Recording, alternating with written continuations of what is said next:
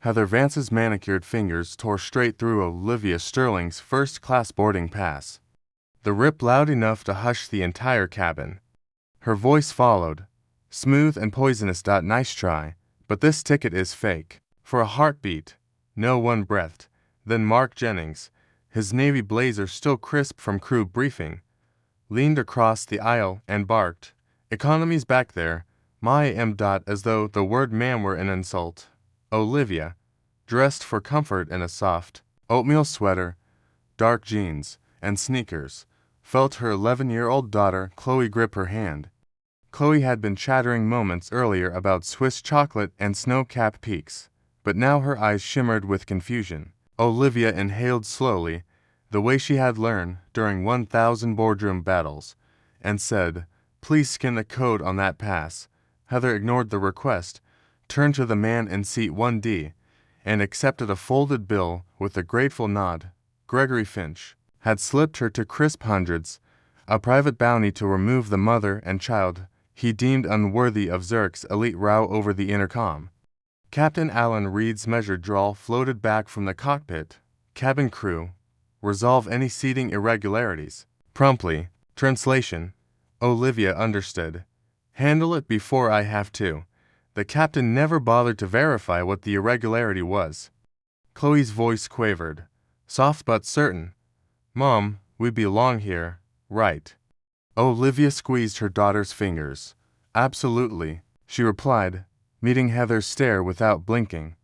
Seats to A and to B gleamed a foot away, waiting for them. Isabel Rossi, a frequent flyer into C, leaned into the aisle and said, "They just sat down. What's the problem?" But Mark shot her a warning glance. Benito Reyes, a tech consultant in 3A, tilted his phone to record. He whispered to Isabel, "Got a feeling this will go viral." Heather snapped her fingers at David Morales, the bulky security officer stationed near the galley, and hissed, "Remove these two for attempting to board with forged documents." The accusation hung in the air like turbulence no one expected. Olivia kept her tone even, each syllable spaced for anyone listening. "Those passes came directly from your airline's own app. Run them through the scanner." She would not turn this into a scene. Not yet, because evidence gathered in real time was more powerful than any after-the-fact apology. She had boarded incognito precisely to test reports of discrimination, unaware that her investigation would unfold this quickly. David placed a heavy hand on her elbow. "Ma'am, step aside." The passengers around them shifted, some pretending not to notice, others whispering, "What if it were us?" Chloe clutched her sketchbook to her chest. Heather held up the torn ticket halves with theatrical flair, announced, "Counterfeit," and let the pieces flutter to the carpet. Olivia's heart hammered, not with fear but with calculation. She could end this in one phone call. Nora Chen, her executive assistant, was on standby. But first she needed to know exactly how far the crew would go. She turned slightly toward the camera, ensuring her face, Heather's sneer, and the shredded pass were all in frame. "Will you at least scan my daughter's?" she asked. Mark plucked Chloe's pass, gave it a perfunctory glance, and tore it as well. Chloe gasped. The sound sliced through Olivia's composure for a second, stirring memories of investors years earlier who had told her, "Come back when you have a white male co-founder." That sting had become fuel. Today it reignited. Olivia straightened, spoke firmly yet quietly. "You're making a mistake that will cost more than you imagine." Gregory smirked, settling deeper into his leather seat, confident his cash had purchased silence. Isabel's patience snapped. "This is outrageous," she said. Rising halfway, Benito followed, phone held high. "The world's watching, folks." Mark barked, "Phones down." No one complied. David Morales's grip tightened. Chloe whispered, "Mom, I just want to see the Alps." The words pierced Olivia's resolve. Her vacation promise to Chloe was not a luxury, but a bond. She met her daughter's eyes, brown mirrors of her own, and thought, "Hold on, baby, we'll get there." Heather's tone turned icy. "You don't belong in first class, and the captain trusts me. Olivia studied the attendant's nameplate, committing every detail to memory. Your uniform should stand for safety and service, she said, voice warm yet unyielding. Instead, you're turning it into a costume for cruelty. A rustle spread through the cabin as passengers processed that line. Simple, calm, devastating. Mark attempted one last push. Stop resisting, or I'll call Port Authority. Benito filmed him point blank. David spoke into his radio, but hesitation crept into his baritone. The optics were shifting, and he felt it. Olivia extended her phone. Screen illuminated with the boarding record still visible in the airline app. Scan it. She paused, letting the tiny word linger. Please. Heather refused to look. Chloe's small hand shook, but she raised her chin. Isabel murmured, hang in there, sweetheart. The cabin air seemed to thicken. Even the hum of the auxiliary power unit felt louder. Tense. Mark's gaze flicked to Gregory. The passenger gave a subtle nod, as if to say, keep going. Olivia caught the exchange. David exhaled, uncertain. Policies flickered through his head. Customer is always right unless threatening safety. But where was the threat? Olivia's calm unsettled him. She returned her phone to her pocket and spoke just loudly enough for Row 3 to catch. Chloe, remember what I told you about courage. Sometimes it means standing still while others unravel. Chloe swallowed, nodded. The girl's composure shamed the adults. Heather glanced around. Support wasn't coming. Alan's voice drifted from the cockpit again, less confident. Cabin crew, status. She thumbed her interphone. We have to fraudulent passengers refusing relocation. Olivia felt the final click of her internal timer. Enough evidence. She looked down at the torn tickets, then at David, and finally at Heather. Document every second, she murmured to Benito. Truth travels faster than planes. For the first time, Mark's voice cracked. Let's just receipt them in economy and avoid delays. But Heather, pride wounded, spat. They can wait in the terminal for standby. Olivia smiled, small and surprising. She reached for Chloe's hand, pressed a gentle kiss on her daughter's knuckles, then straightened and spoke to the entire cabin. Her words flowed evenly, punctuated for anyone listening through earbuds or assistive speakers. Ladies and gentlemen, my name is Olivia Sterling. I am a paying passenger, traveling with my daughter, holding legitimate first-class tickets. We have been publicly defamed and unlawfully denied our seats. She paused, breath caught across the rows. If any crew member believes otherwise, present proof. If not, please step aside so my child may sit. Silence. Then a low murmur of agreement. Isabel nodded vigorously. Benito announced, this is all on record. Gregory shifted. Money suddenly powerless. Heather hesitated, eyes darting to Mark, to David, toward the cockpit. No one moved in that hush. Olivia's phone vibrated. Nora's name on the screen. Olivia answered softly, Nora. Begin the clock. She ended the call and slid the device into her pocket. 15 minutes. That was all the time the crew had left before she guided Chloe toward their seats. Olivia crouched to gather the shredded passes, folding the halves together as though piecing back respect itself. She held Chloe's gaze. We belong everywhere our integrity carries us, she said, voice low, steady. Remember that. Then mother and daughter stepped forward. To leather seats waited. But the real journey, the one that would shake an airline, rewrite policies, and prove a promise, had only just begun. The cabin was still tense from the ticket debacle when Heather returned, this time with her arms crossed tight and her chin lifted like she was auditioning for power. She stood in the aisle beside Olivia and Chloe, her voice sharper now. You've disrupted boarding. Either move or be removed. Olivia stayed seated, calm as ever, one arm around Chloe's shoulder. You destroyed our boarding passes without verification, she replied evenly. And now you are doubling down. Heather didn't answer, because just then, Mark burst back into the cabin, voice pitched high with faux outrage. They stole Gregory's wallet. His words cracked like a whip across the rows. Gasps rippled from several passengers. Chloe stiffened. Olivia's expression barely changed, but her jaw locked. Mark pointed directly at Olivia, then to her bag tucked beneath seat to A. Check her purse. Gregory says he saw her take it. Olivia turned to Chloe, who looked more confused than ever. Mom, what's happening? The girl whispered. It's not true. Olivia murmured back. Stay calm. She turned to the crew. If there's a missing item, check the cameras, check the cabin, but don't you dare accuse my child or me without proof. Heather looked past Olivia toward the cockpit, waiting for a signal. It came.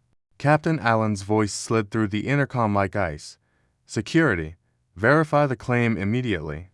David Morales stepped forward, this time with one hand already on his belt, ready to escalate. We need to search your belongings. Olivia stood now. Her voice didn't rise, but it carried across the first-class cabin. On what grounds? You already tore up our tickets. Now a passenger, who bribed your crew, is accusing us of theft. And instead of questioning him, you're treating us like criminals. She turned slightly, ensuring the overhead camera had her in frame again. This isn't about a wallet. It's about bias. It's about appearance. It's about Gregory Finch deciding my daughter and I don't look like we belong here. A few rows back, Isabel Rossi leaned into the aisle, eyebrows furrowed. This is getting out of control. I watched them sit down. No one took anything. Benito stood again. You're gonna strip search them based on a rumor. Just as David took a step forward, a new voice chimed in, soft but confident. Excuse me. It was Maya Singh, the youngest of the flight attendants. Clearly nervous, but her conscience was louder than her fear. She stepped beside Isabel and said, I just came from the galley. Gregory has his wallet. It's in his coat pocket. Silence. Then Benito, louder. Say that again. Maya repeated, firmer this time. He never lost it. I saw him checking his coat just now. Mark lied. The color drained from Mark's face, but he pushed back. She doesn't know what she saw. Gregory said it was gone, but now everyone was watching. Isabel, Benito, half the cabin, even a woman across the aisle who had stayed quiet until now, quietly filming the entire ordeal on her phone. Olivia looked at Mark, her voice smooth but brimming with authority. You're trying to remove us with a false accusation. That's slander. David hesitated. Ma single quotes am, we still need to confirm, then confirm, Olivia snapped. But do it properly, not through lies and theatrics. Chloe, her voice barely audible, whispered, I didn't do anything. Mom, I didn't even move. Olivia leaned down, brushing hair from her daughter's forehead. I know, and they'll know too. Benito stepped into the aisle, blocking David's path. You're not searching anyone until you check Gregory's coat. The tension hit a breaking point. Passengers began murmuring louder. This ain't right, one man muttered. Why don't they ask Gregory? Another said. But the man in question, Gregory Finch, stayed seated, eyes down, hands clenched in his lap. Guilty silence. Heather tried to seize control. Let's all calm down. We'll sort this once we're airborne. But Isabel wasn't having it. No, you already ripped their tickets and accused them of theft. You don't get to act like this is routine. Maya, now emboldened, stepped closer to Olivia. I'm sorry. I didn't know what was going on when I walked up earlier. But what Mark said, that you took the wallet, isn't true. Olivia met her eyes. Thank you. Your courage matters. The intercom chimed again. Alan's voice, this time less certain. Security, do a full sweep before takeoff. Confirm the claim. David, unsure now, walked briskly toward the coat closet. Seconds later, he returned holding the wallet. Found it. Still there. Nothing's missing. The breath left the cabin like air sucked from a balloon. Olivia turned back to Mark, who suddenly couldn't meet her gaze. You accused a mother and her child of theft to help Gregory feel more comfortable. Mark opened his mouth, but nothing came out. Benito, filming the whole time, said, "You might want to stop digging. You're already buried," Isabel added. The fact that this crew believed him, without question, says everything. Olivia exhaled, slow and steady. "I've stayed quiet long enough. You've crossed too many lines, and believe me, your actions today won't disappear when this flight takes off." Chloe, still curled close to her side, whispered, "Can we still go to Switzerland?" Olivia kissed the top of her head. "Yes, baby, we're going, I promise."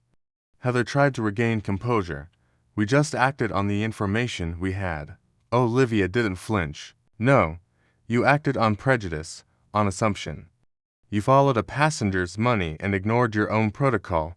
She turned again, facing the rows of watching travelers. "This isn't just about us anymore.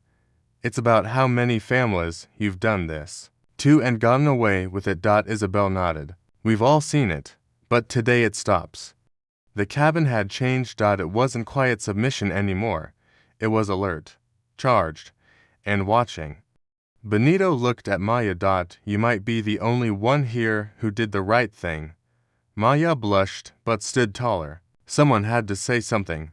Olivia pulled out her phone. Her thumb hovered over a contact. She wasn't calling Nora yet, not until she knew what else this crew might try. But now, she had everything she needed. Bias, a bribe, a false theft report, evidence, witnesses, and above all, dignity, still intact, unshaken. She tucked the phone away, turned to Chloe, and whispered gently, "We're not done yet." The truth was unfolding seat by seat. And Olivia Sterling had just begun her quiet revolution. Just when the cabin seemed like it might exhale, Maya reappeared, this time holding a digital tablet, her face pale and tight. She paused beside Olivia, tilted the screen toward her, and whispered so only a few could hear, "You've been marked as unruly in the manifest." Olivia blinked once, lips parting slightly. "Marked?" Maya nodded, swallowing hard. "The captain flagged your name manually. I saw the entry. It was added less than 10 minutes ago." Olivia straightened, her mind already spinning through the implications. Alan Reed had gone beyond ignoring protocol. He'd falsified a record that could get her banned from future international travel, flagged by customs, or worse, removed under federal aviation policy. Heather caught the exchange and, sensing a shift, raised her voice to the cabin. "These to have been identified as a security concern. We're under protocol to have them removed immediately." Mark, feeding off the declaration, added with a smirk, "This flight won't depart until they're out of the cabin." Gregory Finch leaned back in his seat, folding his arms, pleased. "Finally," he muttered under his breath, but Maya didn't stay silent this time. Captain Allen added that flag after they were seated, after the tickets were torn. "That's not protocol, it's retaliation." Isabel stood up again, this time full height, voice firm. "You can't falsify flight records just because you don't like who's in the seat. That's not how this works." Benito chimed in, loud enough for everyone. "If they were really a threat, security would have removed them at the gate, not mid-boarding after a fake wallet story." The passengers stirred uneasily. A man in row for leaned forward and asked, "Wait, did the pilot actually tamper with the manifest?" Olivia didn't raise her voice, but her words struck hard. "I asked you to verify the ticket. You tore it. I asked you to prove the theft. You found the wallet. Now you fabricate a safety risk. What happens next? Do you claim we're smuggling something? That my daughter is carrying explosives in her backpack?" Chloe flinched at the word, and Olivia immediately wrapped an arm around her. "I won't let you turn her into a threat just because she doesn't look like your version of a first-class passenger." David Morales, who had up to this point followed orders with robotic detachment, now hesitated near the aisle. "Captain says she's a threat," he muttered, almost to himself. But his stance faltered. Olivia took one step forward. "Then let the captain come out of the cockpit and say it to my face." Silence. The cockpit door stayed closed. Alan's voice buzzed through the intercom again. colder this time. Cabin crew, remove the flag passengers, follow protocol, but the spell had broken. Maya turned toward the others. There's no protocol that says we ignore proof, ignore real time footage, ignore passengers and just obey bias. We're supposed to serve, not destroy reputations. Heather's face flushed, her eyes darting toward Gregory, as if looking for rescue. But he stayed seated, smug, but silent. Mark doubled down. This is delaying departure. We need them gone. Isabel snapped. You need to sit down and shut up. Gasps followed, then a ripple of quiet cheers. Benito walked to David's side, holding his phone high. You're being recorded. All of this manifest thing, that's federal. You sure you want your name attached to it? David blinked slowly, the weight of liability finally creeping in. Maya tapped the screen again and showed it to Isabel and Benito. It was changed at 11:52. That's 7 minutes after she boarded. I can testify. So can the time logs. Olivia spoke now, voice razor sharp. What you've done is just wrong. It's illegal. You've tampered with airline records to justify discrimination. She turned to face the rows of passengers behind her. Let me ask all of you something. If I had been white, in a business suit, with a briefcase instead of a backpack and a daughter, with blonde curls instead of braids, would you have torn my ticket? Would you have said I was a threat? Would you have believed Gregory? No one spoke, but no one looked away. Not anymore. Heather tried one final tactic. You're escalating the situation. Miss Sterling. Olivia snapped. Olivia Sterling. The name didn't register yet. That would come later. For now. It hung in the air like a quiet countdown. Benito said, that manifest. Change. It needs to be reported, Isabel added, and every single person involved held accountable. Then came the chant, low at first, then louder. A woman in row 5 started it. Let them fly, a man in row 6 echoed. Let them fly. Soon, the whole cabin was saying it, like thunder through the aisles. David looked at Heather, she looked at Mark, and for the first time, they looked scared. Maya stepped between them and Olivia. You can't fake protocol to silence passengers, not anymore. We all see it now. Olivia turned to Chloe and whispered, we're almost through. Over the speaker, Alan's voice cracked, a rare thing from a captain. Crew, please, manage the situation before I call airport command. Olivia faced forward. Do it, call them, because when they get here, I'll show them everything. The footage, the torn passes, the altered manifest, and the bribe your crew accepted. Her voice softened only for Chloe. We're going to Switzerland. Sweetheart. I promise. Heather started to protest again, but Mark's voice cut in first, flat, almost panicked. Gregory gave us cash to clear the seats. The cabin went quiet. Gregory sat up suddenly. You weren't supposed to say that, he hissed. Heather stared at Mark, mouth open. What are you doing? He shrugged. I'm not losing my job over this. Olivia stared at him for a long moment. You already did. And with that, she pulled out her phone and pressed the screen. One ring. Then Nora Chen's calm voice answered. Ready. Olivia looked toward the front of the cabin and said clearly, it's time, bring in Michael. She ended the call and returned the phone to her pocket. The passengers murmured again, this time not with suspicion, but with curiosity. Who was Olivia Sterling really? Chloe gripped her mother's hand, her voice steadier than before. Do we get to go now? Olivia kissed her forehead and nodded. Yes, baby. But first, they go. The cabin wasn't just watching anymore, it was waiting. Something bigger than seats and tickets had shifted. A reckoning was about to walk down that aisle. The moment Mark admitted Gregory had bribed them, the cabin seemed to reel in collective disbelief.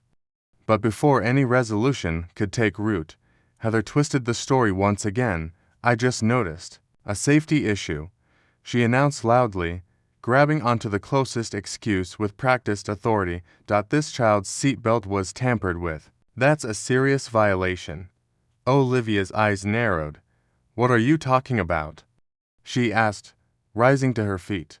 My daughter has been sitting here this entire time. No one touched her belt, but Heather was already gesturing to David. She's a threat, interfering with onboard safety. Mark jumped on the lie like it was his last lifeline. I saw her loosen the child's belt. The air shifted sharply as David approached Olivia, posture tense, reaching out again. Ma'am, I have no choice but to detain you for a safety inspection. Chloe's eyes filled with panic as she cried out. No, Mom, I didn't do anything. Olivia turned, shielding her daughter with her body. Don't you lay a hand on her, she warned. This is a lie, and you know it. Isabel stood up from her seat and called out. I've been watching the entire time. No one touched that belt except Heather. I saw her lean in while pretending to adjust the tray table. Benito moved into the aisle once again, blocking David's path with his arms wide.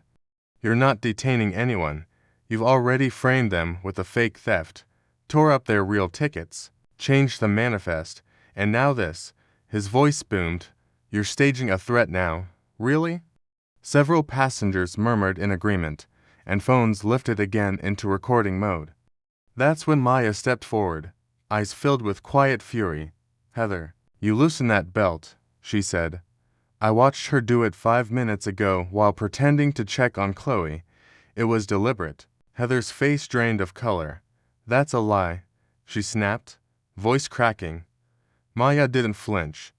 No, it's the truth. You set her up, just like you helped Mark set them up for theft, just like the manifest tampering. It's all falling apart now, and you're scrambling. The words hung in the cabin like smoke. David's hand dropped away from his radio. Passengers shifted uncomfortably, many of them no longer confused, but angry. Gregory, still seated, muttered, She's not crew. She's a threat. Get them out before this turns worse. But no one moved, not even Mark. Olivia stood tall, her hand resting lightly on Chloe's shoulder. You're desperate, she said to Heather. You've run out of lies, so now you endanger a child to cover your own collapse. Her voice never wavered, but the emotion crept in, steady and devastating. You're not just wrong. You're dangerous. Alan's voice crackled over the intercom again, now laced with frustration. Cabin crew, control the situation or we delay departure indefinitely. But this time, there was no movement from Heather or Mark, even. David was frozen, eyes darting from Maya to the passengers, to the child now crying softly in her mother's arms. Benito turned to the rest of the cabin. This is beyond personal bias. This is criminal now.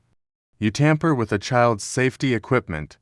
You don't belong on this aircraft, period, Isabel added. I've filed complaints before. Nothing was ever done. But now people are watching. Now we have witnesses. Phones were still recording. A man 3 rows back shouted, You're gonna be on the news tonight, Heather. Olivia raised her phone slowly, tapped a few buttons, and brought it to her ear. Nora, we have a full safety fabrication now. Yes, Chloe's seatbelt. I want the board informed immediately. She paused, eyes still locked on Heather, then added, Also, contact airport security. I'm not waiting for the captain to play cleanup. Maya turned to face Olivia directly. I've already documented everything. I'll testify. I've had enough of this. The moment you sat down, they treated you like you were trespassing, not traveling. This isn't a flight, it's a setup. Olivia nodded. That single quote says exactly what it is, and it ends today. She crouched beside Chloe, who was holding back tears. Baby, we're okay. No one's going to hurt you. Not while I'm here. Then she stood again and addressed the entire cabin, everyone watching. This is how injustice hides. Behind uniforms, behind calm voices, behind the word protocol. But this is not protocol. This is profiling. This is abuse. Heather tried to interrupt, but Olivia raised a single hand. No. You said enough. Every lie, every threat, every attempt to humiliate us. It's all been seen and heard. Now it's your turn to be held accountable. David finally stepped back, placing his hands behind his back as if surrendering his role. I can't support this anymore, he mumbled. This doesn't feel right. Benito clapped once, sharply, then step aside and let this mother and her child go to Switzerland like they paid to do. Alan's voice came again, this time with rising urgency. Flight crew, confirm readiness or report incident status to command. Olivia turned toward the cockpit, speaking clearly for all to hear. The incident is over. Your crew has fabricated a safety risk to remove me. The child's seatbelt was sabotaged. The theft accusation was false. The ticket destruction was unauthorized, and the manifest was altered to falsely mark me as a threat. She paused, letting every word land. Your command will hear this recording, and so will the board. Then, quiet, for the first time in 15 minutes, Heather said nothing. Her arms had dropped. Her smirk was gone. She looked cornered. Mark leaned against the wall of the galley, eyes lowered. Even Gregory looked uneasy now, unsure whether his money had bought silence or exposure. Olivia turned to the passengers. I want to thank each of you who spoke up, who stood, who recorded what happened here today. This isn't just about me. This is about every person who gets dismissed, demeaned, or destroyed because someone thinks they don't look the part. Isabel wiped her eyes. You stood your ground, and now they can't hide anymore. Benito stepped back beside his seat. You're not just flying. You're fighting for every one of us who's been treated like less.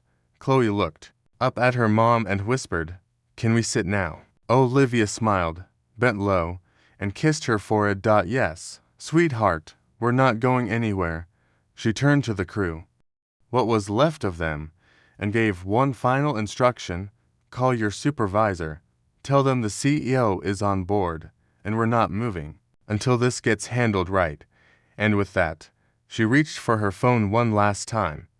One call, that's all it would take, because the next person to walk down that aisle would not be there to remove Olivia. They'd be there to remove the ones who tried and failed to break her. The cabin door opened with a low mechanical hiss, and the hum of conversation fell into silence. A tall man in a charcoal suit stepped aboard, followed closely by a poised woman in a sleek navy dress. The man's badge read, Regional Director, Pinnacle Airlines. The woman beside him carried a thin tablet and an unmistakable air of command. It was Nora Chen, calm, focused, and unreadable. She walked directly to seat A and stood beside Olivia without a word. Then Michael Thorne, the regional director himself, lifted his voice just enough to carry over the first-class cabin. Ladies and gentlemen, thank you for your patience. I'm here on behalf of Pinnacle Airlines executive leadership. I'd like to formally acknowledge that Olivia Sterling, seated before you, is not only a paying first-class passenger on this flight to Zurich, but also the CEO and 25% shareholder of Pinnacle Airlines. A collective gasp swept across the rows. Heads turned, phones that had been filming out of curiosity now recorded out of awe. Gregory Finch's face froze, the blood draining as he slowly sat upright. Heather Vance's lips parted, her smug expression collapsing into stunned horror. Mark Jennings let out a quiet, no, as if the reality had only just pierced his shield of denial. Even David Morales lowered his gaze, retreating one slow step toward the galley. Olivia stood slowly, gently guiding Chloe out of her seat to stand beside her. This is my daughter, she said softly, and this was supposed to be our vacation. Instead, your crew turned it into a public humiliation, a string of lies, and a threat to our safety. She turned slightly toward Nora. Let's begin. Nora tapped a few commands on her tablet, and her voice rang clear and deliberate. Per CEO directive and board authorization, flight attendants Heather Vance and Mark Jennings, Captain Alan Reed, and Security Officer David Morales are hereby relieved of duty. Effective immediately, all four will be escorted off this aircraft and suspended pending formal investigation for policy violations. Manifest tampering, false safety reporting, racial profiling, and misconduct unbecoming of Pinnacle Airline staff. The words hit like a wave. Heather stumbled back against the cabin wall, whispering, "We didn't know. She didn't look like," but Olivia cut her off. "Like what? Like a CEO? Like someone who could afford first class? Like someone whose child belonged in a cabin of so-called elites?" Her voice never rose, but the air tightened with every word. "You didn't need to know who I was. You just needed to treat us with decency." Mark looked toward Gregory. Desperate now. "He paid us. Gregory gave us the money. He wanted them removed. Michael stepped in, and you accepted a bribe, falsified a theft report, and initiated a fabricated safety threat against a mother and her child." "There is no defense for that," Heather tried to interrupt again, her voice trembling. "That's not all. There were internal directives, subtle ones, from the higher-ups." But Nora held up a hand. "That will be addressed separately. Today is about what you chose to do." Benito Reyes, still seated but leaning forward, spoke up for everyone. "She didn't need a name tag for you to treat her right. But now that you know who she is, you're finally scared." Isabel nodded beside him. "The only thing elite here today was her patience." Alan's voice crackled weakly from the intercom. "We were just trying to protect the flight." Olivia raised her eyes toward the cockpit, her tone sharp. "You didn't protect anything. You endangered my daughter, and you gambled with the integrity of the airline I helped build." Nora's voice was even. "Captain Alan Reed, you are suspended as of this moment. Step out of the cockpit." When the door finally opened and Alan emerged, he looked like a man walking into a courtroom, not an airplane aisle. David, stiff and silent, followed behind him. The four employees, once confident and commanding, now looked exposed, diminished. Chloe clung to her mother's hand. "Can we go to Switzerland now?" she asked softly. Olivia smiled gently, brushing her daughter's braid over her shoulder. "Yes, baby, now we can." Applause broke out from row 5, then 6. Soon the entire cabin was clapping, many standing to show support. Olivia turned, tears in her eyes, but none had fallen. Nora leaned in and sobbed. "Evelyn Grant and Anand Sharma have approved every action. You'll get their written statements within the hour." Olivia nodded. "Good. And I want a full review of every crew member on every international flight from JFK for the past 6 months. If this happened to us, it's happened to others." Maya stepped forward, her voice steady. "I'll help. I want to testify, and I want to be trained properly, because I won't work for an airline that lets this happen in silence." Olivia gave her a long look, then said, "We'll make sure that never happens again, and we'll start with you." Heather looked to Nora one last time. "You're ruining our lives," Olivia answered before Nora could. "No, you ruined your own the moment you decided you could buy dignity, destroy records, and lie without consequence. That era ends today." Gregory, finally standing, tried to retreat down the aisle unnoticed, but passengers blocked his way. "Where are you going?" someone asked. "Stay and watch this." Benito stood in his path. "No one forgets a man who uses money to humiliate families," Isabel added. "You owe that child an apology." Gregory tried to speak, but gave up. He sat back down, face crimson, breathing heavily. Michael addressed the cabin once more. "We understand the delay this has caused. For those who wish to continue this flight, we'll be replacing the crew immediately. Sarah Hadid, Leo Cruz, and Nina Petrov are on standby and will be on board within minutes." Murmurs of approval followed. Olivia turned to Nora. "Make sure every passenger receives a personal letter of apology. And make sure the names of every person who spoke up today are remembered, because that's what real leadership looks like." Nora nodded, already typing. Then came the final twist. Mark, still shaken, looked down and confessed. "It wasn't just Gregory. There's a memo from someone higher. I saw it last week. Said we're supposed to prioritize elite-facing image. Whatever that means, Gregory wasn't acting alone." Benito turned toward Nora. "That's the real story, isn't it?" Olivia didn't flinch. Then we investigated? Nora, start digging. I want the truth on my desk by morning. Michael turned toward Mark, voice low. You're still fired, but now you're also a witness. Passengers nodded slowly. The story they just witnessed was no longer about the passengers and a seat. It was about an entire system that had to answer for what it allowed. Chloe leaned into her mom and whispered, "You said it would stop." Olivia kissed her forehead again, and I meant it. The plane was quiet again, but not with fear, with respect, with awareness, and with the promise that something bigger had shifted, because now, everyone on board knew exactly who Olivia Sterling was and what she stood for.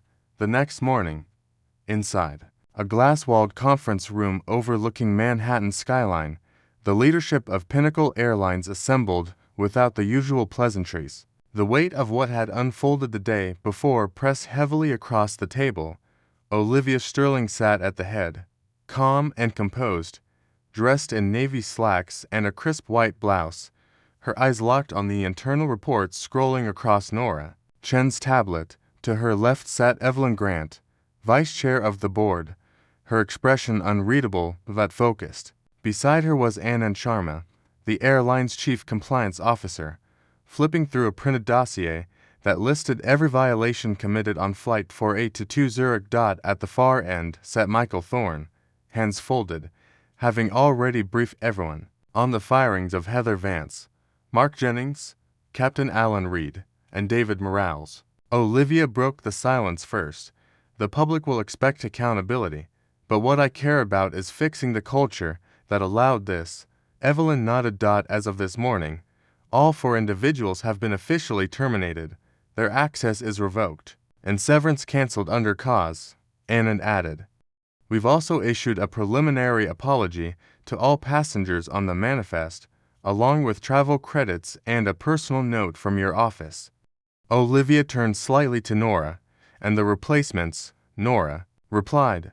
Sarah Hadid, Leo Cruz, and Nina Petrov are in place. The Zurich flight took off this morning without issue. Passenger sentiment is already reversing. Our social team flagged a spike in praise, but that wasn't the end of it. Olivia leaned back, tapping her pen against the edge of the table. What about the memo Mark mentioned? Michael glanced toward Anand. We pulled archived internal communications from 6 months ago. One stood out, a directive from a now-retired VP of Operations, Arthur Hammond. It outlined elite passenger presentation standards. Nora raised her brow. Code for profiling. Anand nodded grimly. The memo instructed cabin crews to ensure the perceived standard of exclusivity remained intact. That included quietly repositioning passengers who didn't fit the image. Evelyn looked stunned. And no one flagged this before. Olivia shook her head slowly. It wasn't in the training manual. It was passed quietly through supervisory channels, just enough to influence behavior, not enough to create a paper trail. Benito's footage and Maya Singh's testimony were already being packaged for internal training. But this memo made it clear. The crew hadn't acted alone. They were emboldened by a toxic undercurrent. Olivia stood. We don't just need training, we need a reset, new hiring standards, mandatory bias training, anonymous whistleblower reporting tools, and public transparency. Evelyn agreed. This could be our turning point, not just fixing what went wrong, but building something better. Nora then placed another document on the table. There's more.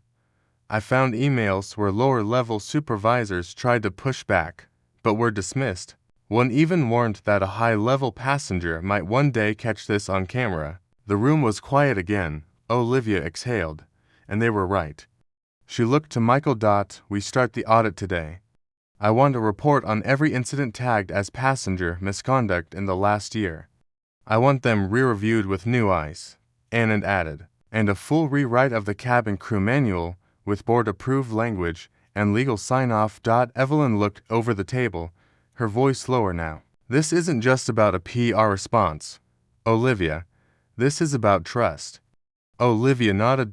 Then let's earn it back, not with marketing, with change. Outside the boardroom, a press statement was already being finalized. it would acknowledge the incident, the firings, and most importantly, the steps being taken to ensure no other family, black or otherwise, would be made to feel like intruders in a cabin they paid for. Olivia's final instruction before leaving the room was simple. Get that memo to the legal team, have every signature on it reviewed, and if anyone who backed that policy is still on payroll, terminate them by end of day.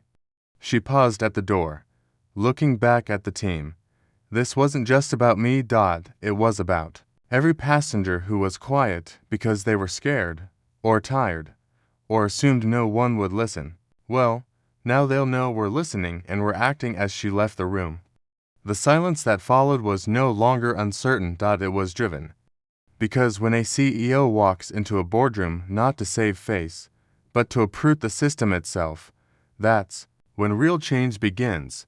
3 months later, Olivia Sterling sat in the executive boardroom at Pinnacle Airlines headquarters, a cup of herbal tea cradled in her hands, sunlight spilling across the hardwood table as she looked out over the Manhattan skyline.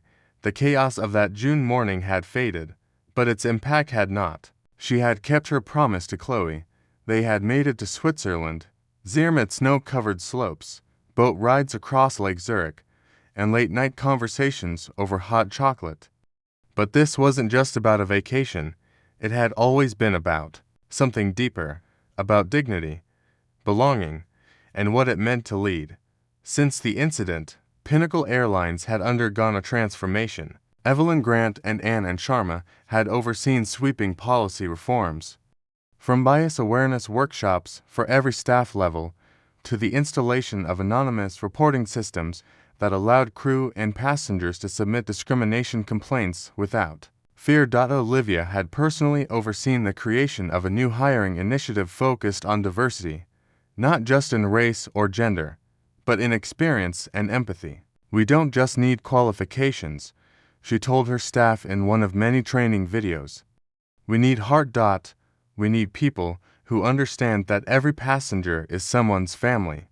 Maya Singh had become one of the airline's rising stars, helping design the next wave of onboarding programs, and even speaking on panels about ethical leadership.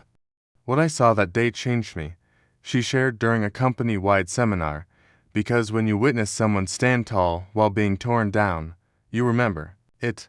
Isabel Rossi and Benito Reyes were invited to speak at Pinnacle's quarterly summit. Benito had turned his video footage into a short documentary, now used in employee training. Isabel had started an online support forum for travelers who had experienced bias in travel. You're not crazy. You're not overreacting, she'd said.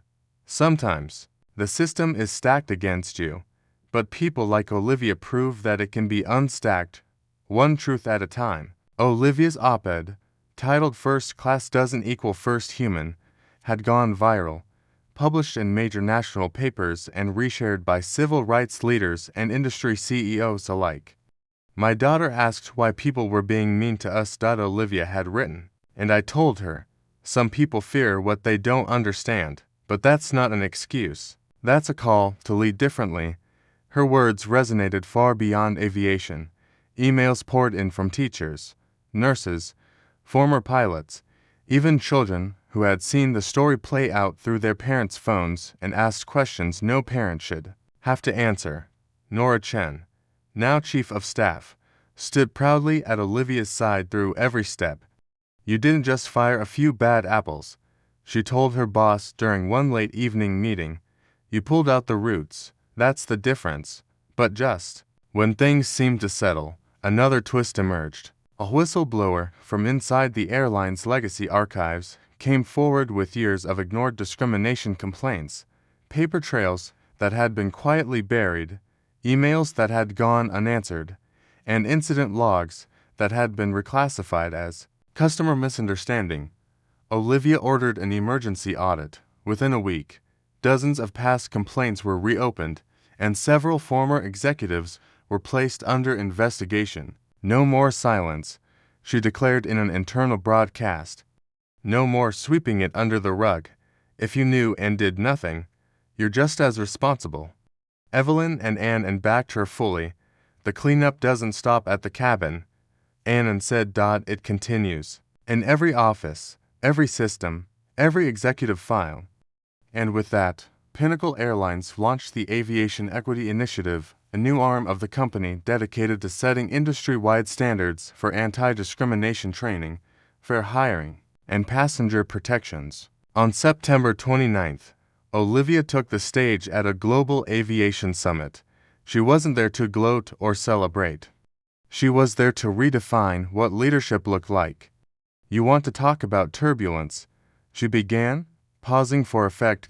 Try having your child watch you be accused, insulted, and threatened, all before takeoff. Then ask yourself if your airline's policies are really built for everyone, or just for some. Her speech brought the room to its feet. The applause wasn't just for what she'd endured, it was for the way she had turned it into purpose. Afterward, back in her office, Chloe sat curled on the couch, sketchbook in her lap. Did they like your speech? She asked. Olivia smiled. They did. But what matters more is that they heard it. She knelt beside her daughter. I did all of this so that the next time you fly, no one will ever ask if you belong. They'll welcome you on board.